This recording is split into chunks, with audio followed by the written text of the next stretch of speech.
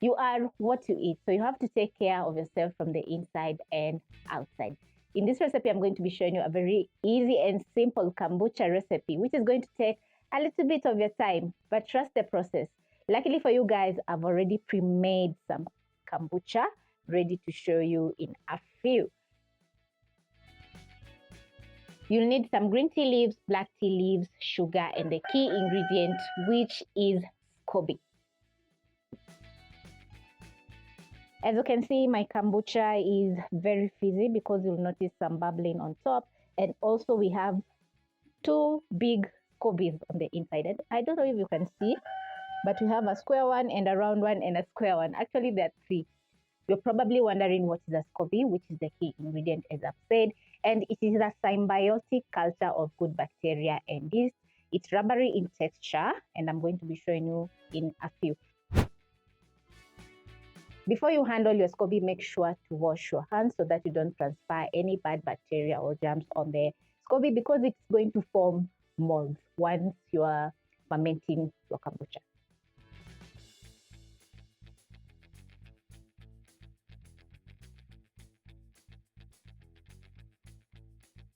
This is how my SCOBY is looking like. As you can see, we have very many layers from fermentation. We have a round one and a square one. I'm going to transfer into clean water. Pick my next SCOBY. This is the mother. As you can see, it's very thick. Transfer in.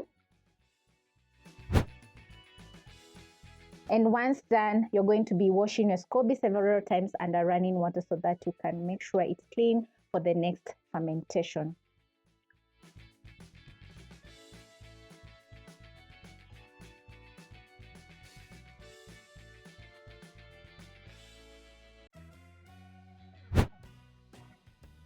Once done washing your SCOBY, you're going to place aside. Then it's time to show you how to make some kombucha.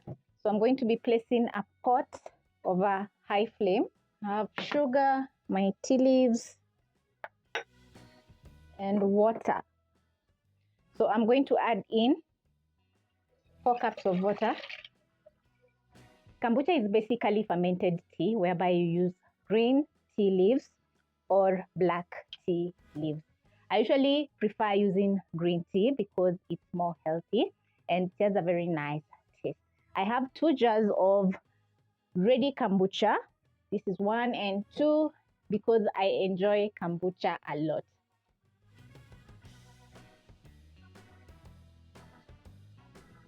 Once your water comes to a boil, you're going to put out the flames. Place in your tea bags. I'm going to also add in my black tea leaves. Then you're going to steep your tea for around 8 to 10 minutes. And during this time, the water or the tea leaves are going to infuse in the water. Hence, you're going to get that nice taste in your kombucha. I'm going to pick my ready kombucha, a jug,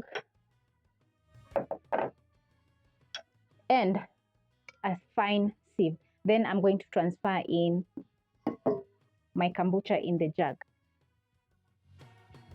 We have a very strong vinegary smell from the kombucha. Also, you need some clean, airtight jars or bottles. Transfer in your kombucha.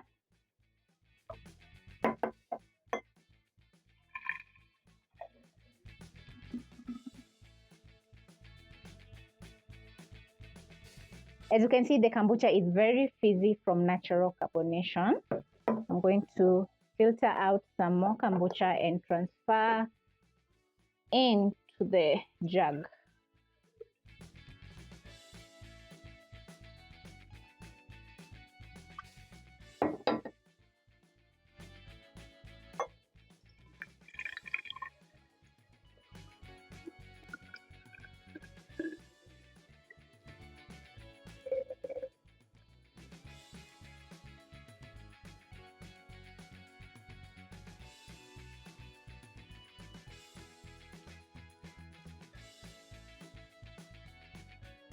The remaining kombucha is going to be starter for our kombucha. So I'm going to place aside. Pick some passion fruits. We have some hibiscus powder because we're going to be adding flavor to our kombucha, which is going to sit for around 4 to 7 days for the second fermentation. So it's quite easy. I'm going to pick one bottle and add in my hibiscus powder. Hibiscus flowers are very healthy because they have anti-inflammatory properties. So I have the powdered one. So I'm going to transfer into the bottle. Then I'm going to secure the lid, ready for fermentation. Shake the bottle a little bit. As you can see, we have that nice reddish color. Place it aside.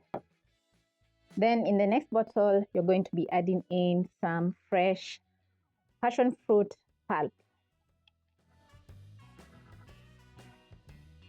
Naturally, fruits have sugar in them, so the sweetness in the passion fruit is going to help in the second fermentation where the yeast is going to feed on the sugar. Hence, we are going to get a very nice fizzy kombucha after 7 days. Also, the passion flavor is going to infuse perfectly in the kombucha so that each sip will have a very nice passion taste. This is 4 passion fruits for the second fermentation. You can add in some more. And if you have hibiscus petals, you can add around 2 to 3.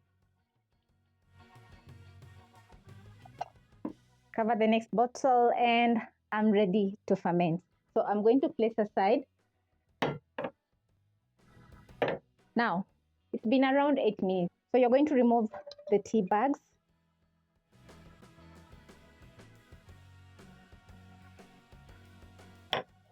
Add in sugar.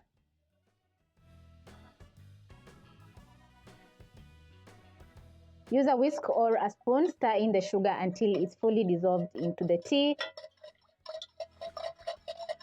The science aspect of fermentation is quite easy. In this case, all you need is sugar and SCOBY to make some delicious probiotic drink.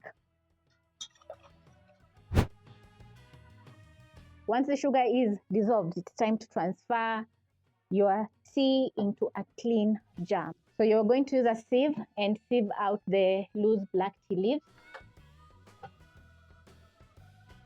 This is around 4 cups of tea. As you can see, it has a dark brown color because of the black tea leaves. The tea is still warm, and because I don't have all day to wait for the tea to cool completely, you're going to be adding in cold water. That is water from the fridge. Yeah. The cold water is going to cool down the tea so that you can add in your SCOBY.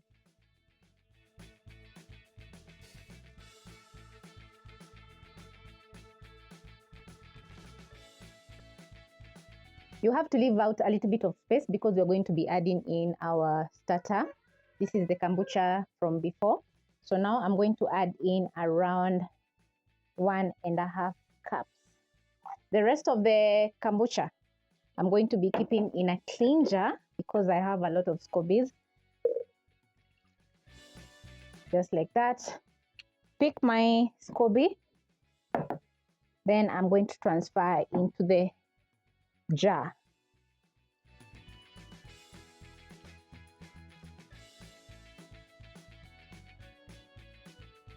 I need only 1 SCOBY to ferment my tea. So for the rest, I'm going to be keeping in kombucha so that it doesn't go bad. Make sure it's fully immersed. Cover. The sugar in the tea is going to feed the SCOBY, hence it's going to thrive as it's fermenting, which is going to take around 10 to 20 days. At this point, you need a cheesecloth or anything that is very light. In this case, I'm using a carrier bag that I've cut up into a piece, and also you need a rubber band. So you're going to place on top, wrap it up, and I'm using a light cheesecloth so that the fermentation process can be easier for the SCOBY to thrive. If you use a heavy cloth, the SCOBY is going to get mold. So yeah, that's it. I have my kombucha ready for 7-day fermentation. This is going to take around 20 days. I also have some more kombucha. If you get used to brewing kombucha, let me tell you, it's going to be very easy for you because it's perfect for gut health, and also it's a perfect cheap probiotic drink for you to enjoy, because all you need is a SCOBY, which you can borrow from a friend like me. So I hope you'll be experimenting making some homemade kombucha, which is going to be very cheap for you because the supermarket one is very expensive. In about a week or so, you'll notice some yeast strands growing downwards or just floating about. This is not mold, so don't throw out your kombucha.